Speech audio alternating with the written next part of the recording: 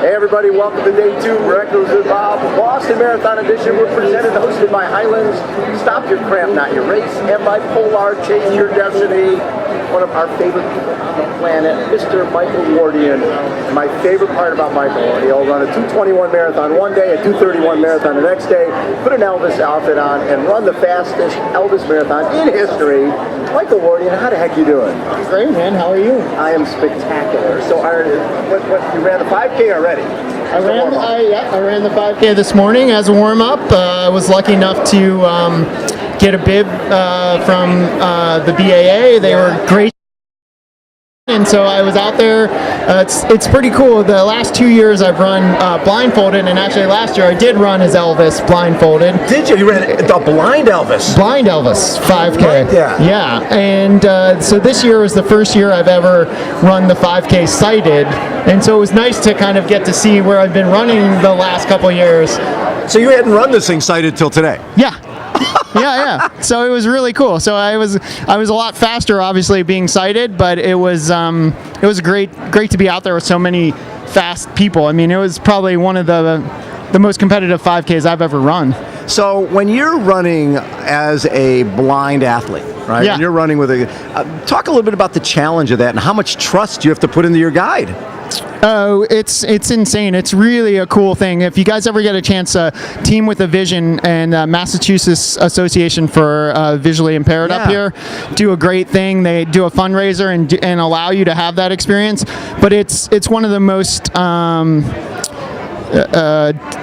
I would say incredible experiences, just because you're so dependent on, at least me being sighted, like so dependent on your sight, and it heightens your awareness with your other senses, but it's really about trust with your partner and your guide. And so I've done it where you're tethered to the other person, and so you have to kind of get the signals straight, and it's all about communication, really. And I think it's like many things. It's having that kind of trust. Like, I remember the first time I went, I didn't really trust my guide, and it didn't go well on our training run. And then you basically just have to kind of have this faith that they're going to take care of you, or else you're not going to be able to run up to your potential. And so being able to just throw down and know that someone's out there looking out for you is I don't know. It's really empowering. And it really builds a bond. I mean, when you've got that person now, you're in trust. I guided a friend of mine, Tom Sullivan, who's totally blind. Yeah. He's like 6'3", 220 pounds, right? And I'm on the front of the tandem. And his wife is like, that's my meal ticket on the back. And there's a lot of responsibility. You're thinking, and this is on a bike. You're thinking overhanging branches, everything. And when you run with them, all the little Zot dots on the road, every crack. I was so worn out after guiding, because your senses are unaware. So for you, you've got to be like on pins and needles the whole time too, because every step you could be stepping into a hole you don't know. Yeah, exactly. And what else is so crazy is with the 5K here, they have so many incredible athletes. That you're always surrounded. And so, like, I think one of the biggest things probably for you in the tandem and for me as when I did it blindfolded is just making sure you can navigate all the people. Yeah, exactly. Because that's actually the biggest factor. Like, things that are moving are much harder to know what they're going to do. Yeah, exactly. So let's talk a little Barkley's. That event is obviously touched a nerve the last couple of years because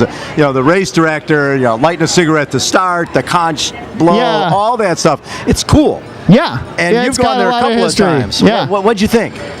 Oh, it's as cool as you see. Like, it is really got an incredible vibe. It's kind of like Boston in the sense that it's a select group of people that get to be invited to do it. You kind of have to know what you're capable of and what your limitations are, but then it's a chance to kind of explore what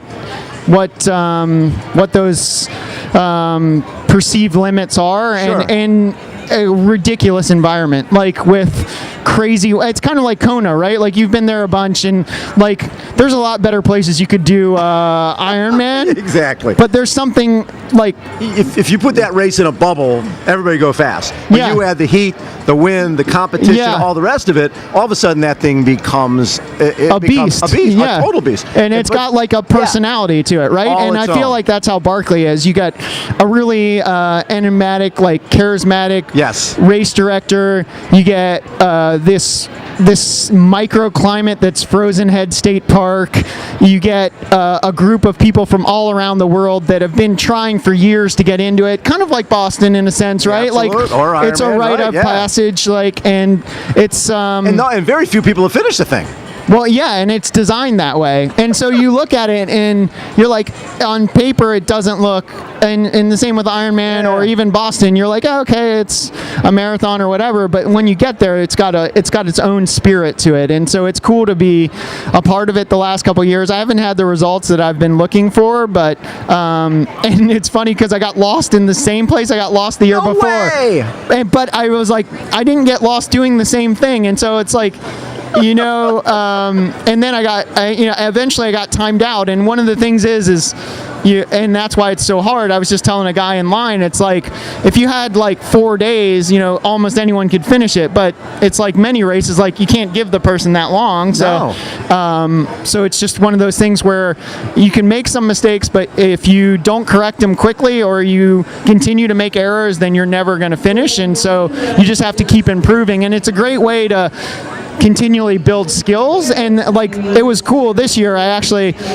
Cool in a weird way, but I got hypothermic, and I had built all these skills over the years of doing trail races. You've done a lot of cold stuff. Yeah, and you ran in Antarctica. Yeah, Antarctica, North Pole, like mountain races like UTMB, like Tarawar in New Zealand, some big stuff. And so like, I had like a space blanket. I had like, they don't make you carry anything, but I was prepared. I was prepared just in case. And so like, that's the kind of stuff. And like, I think this is actually a really cool stat, maybe even cooler than the 15 finishers in 30 years, is that they've never had to save anyone. Like, they've never extracted anyone. Everyone is, no matter how bad you've gotten lost, they've gotten back. The person has gotten themselves back. And as I'm on the mountaintop getting hypothermic, shivering in a cave with these other guys, I was thinking like, shivering in a cave. Yeah, like, and we're like, do we need to huddle up, to stay warm? Like, I was thinking like, I have to get back. Like, that's my obligation. Right, to the race. To the race and to myself. Right. Yeah. So like, that's cool. It's like that self-reliance that it teaches you, and then the opportunity to kind of see where you need to improve, and then hopefully take those steps to make yourself be in a better position to go further the year after. The funny part about that is when you do something like that, and then you go to another race, and they're like, oh, it might rain on Monday. And you're like, I know every mile someone's going to be handing me something, right? Yes. I know from Hopkinton to downtown Boston, the course is marked. It's a road. Yes. It's not like I'm on a trail by a prison. Yes. And I can die. Yes. Or I could get to wherever the mile is and not be able to find the marker, so I don't get to go forward. Right. And so I could just be out in we got a thunder, lightning storm, like hail, like fog where I couldn't have seen you. So like, it was funny because I had 2 races in a row where I don't usually not finish, and I had 2 in a row where I didn't finish, and I did a 5K that was marked, and I was like, I finally found the finish line. This is amazing. This is easy stuff. Yeah, exactly. But then it becomes a different animal, right? Where you're trying to expand, like, okay, well, I've run this time before, like, I want to kind of be there or be in better. So what I love about that race, the Barclays one, is when I look at the visuals, I'm going, I would break an ankle in the first 5 feet, right? Because you're going from rock to rock, and there's some big drop-offs, and people are fatigued, and you know, they haven't slept for 24 hours. I mean, it seems incredibly dangerous to me. Yeah, no, it is. You know that before you go there. Yeah, it is dangerous, and that's actually why I keep getting lost. Is like these guys, like they're always like, oh, just stay with a veteran, but then the guys will just descend down the stuff you're talking about, like a huge waterfall that's like slick with moss and broken branches and like briars and like stuff that's gonna kill you, and they just and by the time I get to the bottom, like everyone's They're gone. Yeah. And what's the deal? You can't just follow the trail. No, yeah. So what's the deal with you get books and you have to pull a page out? How does that work? It's pretty cool. So you'd get like your number like 22. So like if I was number 22, whenever you find, instead of mile markers, they have, or checkpoints, they have these books that are hidden around in the woods, and when you get to a book, you go to your page. So I'd go to your book 22, and I'd rip out page 22. That shows that you made that checkpoint. You made there. And then you have to put the book back and hide it again for the next person, and then now you can't like just throw it off in the woods somewhere. Or you can. I guess you could, but like there's like respect. There's an ethos and a respect, like even amongst the racers. Like I was saying, I did an interview afterwards. Like when I got turned around this time, I went to the top of the wrong mountain, and I could have just run from the one mountain to the other mountain. Yeah. But that's not fair. That's not You're fair. breaking the rules. Yeah, exactly. So I went all the way back down to where I got lost. I would have cut the course. I would just have. So that stuff is great. And then what I love is all the variety. Like when you went to Olympic trials and you ran 2:21 in Houston, next day ran the Houston Marathon 2:31. Yeah. That's cool stuff. But all this stuff pales to Elvis, right? All of that pales to, we were at Rock and Roll San Diego. You saw the black Elvis outfit. I did. I was impressed. It's amazing. Pretty sweet, right? She does a great job. I know. So then you were like, I was like, if you would wear, I'll get you an Elvis outfit, but you got to run Rock and Roll Vegas. We got to work this out. So got the Elvis outfit. Yes. You went to Vegas. Talk a little bit about that experience of running as Elvis, because people don't get how much fun it is to run as Elvis. It's amazing. Like if you ever want to have everyone cheer for you, I would highly recommend running in a costume, and if you can, and Bob knows the right people. Right people. Do it in an Elvis outfit in Vegas, because it is one of the most incredible experiences I've ever had. It was surreal, like, and especially like I was lucky enough to like be near the front, and so every turnaround, like I get to go back and see like the rest of the crowd, and like the crowd from the race is cheering you, so the other athletes are cheering you, but then all the spectators, they all know Elvis, and it's not just like people you would think know Elvis. I'm talking about like shopkeepers, like the guys selling like stuff on the side of the streets, like the guys driving the cars, like everyone's honking, yelling, excited. Like I was actually thinking like it'd be awesome to like remarry my wife like as Elvis. Yeah, because like you can do the run-in. We did. My wife and I renewed our vows. Absolutely. We had 209 of us. We were the witnesses that run through Wedding Chapel, and then we gotta talk. Maybe this next year. I love it. We'll do it together. So, anyways, when you're running with the leaders, are the other guys going, dude? Everybody knows you. Yeah, well, it's funny. I get that a lot just in general because, like, I mean, you've been around, so I've been around a long time. So, like, at Cherry Blossom last weekend, all the dudes are like, "What is going on? Like, who is this dude?" And so, like, everyone was cheering for me. But then, if you do that plus the Elvis, it's like quadruple. Yeah, and a lot of the guys in the front, like we kind of know, it's like a scene, right? It's kind of like your Iron Man scene. These guys, yeah. So like, but they're all like, come on, man, you're like running, this fast in Elvis, and I'm like, yeah, it's fun, and they know that I have a kind of a soft spot in my heart for doing things that are a little different. Yeah. So you're running along, and all of a sudden at mile 22, 23, pickup truck pulls up in front, guys videotaping, and you're thinking, okay, Guinness Book of World Records. The course record was 2:44 for running Elvis. And you're thinking, they're getting some video for that. Yeah. But as you're coming down the strip and you see the finish line tape, and you're realizing that you're going to win the race, what was going through your head? I was shocked, actually. I remember, like, I caught a couple guys at, like, 22, 23, and exactly what you said. I thought, oh, that's nice. They sent the car back so that I know that I'm going to get the record. But I didn't realize I don't know why I didn't realize, but I didn't realize that I had moved into the front. And then if you've ever done Vegas, you kind of know that the marathon kind of partners back in with the half marathon. Yeah. So then you're not quite sure like who's in front of you and who's behind you. And so I saw the tape and I was like, that can't be for me. And then I was like, with like 400 meters to go, I was like, I think that is for me. And so, yeah, it was amazing. It was one of the coolest experiences. And what was so nice is I did it as like kind of a way to celebrate doing all the World Marathon Majors in the same year. So the week before I'd run New York City, and so to be able to have done all the World Marathon Majors and then to get the record as at Vegas as Elvis was just like icing on the cake. Well, to win on the Strip. In Vegas as Elvis in 2:38, so you're breaking the world record. And you're Elvis. Running down the Strip. That's the coolest thing ever. Yeah. It was really. Yeah, it actually just gives me goosebumps. It's kind of like, when I set.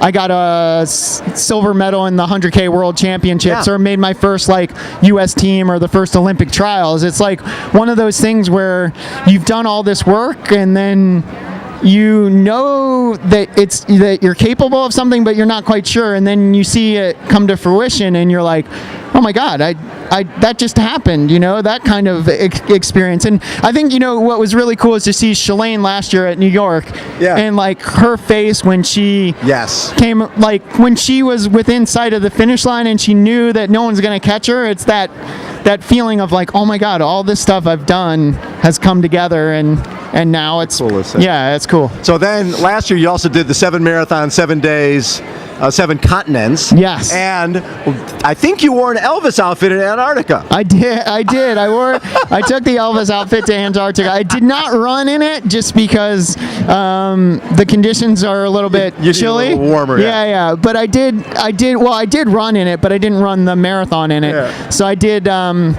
quite a few like training runs in it and was able to take it to all 7 continents. So Elvis has definitely been to all 7 continents. I don't know if the real Elvis ever made it to Antarctica or not. I doubt it. I mean, so yeah, maybe it was the first time Elvis has been to Antarctica. So you've done the pushing the baby jogger, you've done the treadmill, you've done Elvis, you've done the visually impaired. What's next? Next, I think I was actually hoping to run as a Yeti. So there may be a run as a Yeti that is coming up. Well, that would obviously be our Yeti world record. Whatever you do. Yeah, I think there could be. I don't know how tough the costume is. I got a chance to look at it today. It looks like it could be pretty fun. So at some point the Yeti may come out. I love it. Michael, as always, I always enjoy chatting with you, man. You've done some amazing things. Thank you very much. What are you going to do on Marathon Monday? Well, actually, this is actually pretty cool and kind of relates back to what we were talking about guiding. So I was lucky enough to be part of a guiding program for CIM, and I guided a visually impaired athlete named Chaz Davis. He's a Paralympian, and he had run 2:31 for the marathon. So for him to find sighted guides that can keep up, it's really hard. It's really tough. That's one of the biggest problems we have.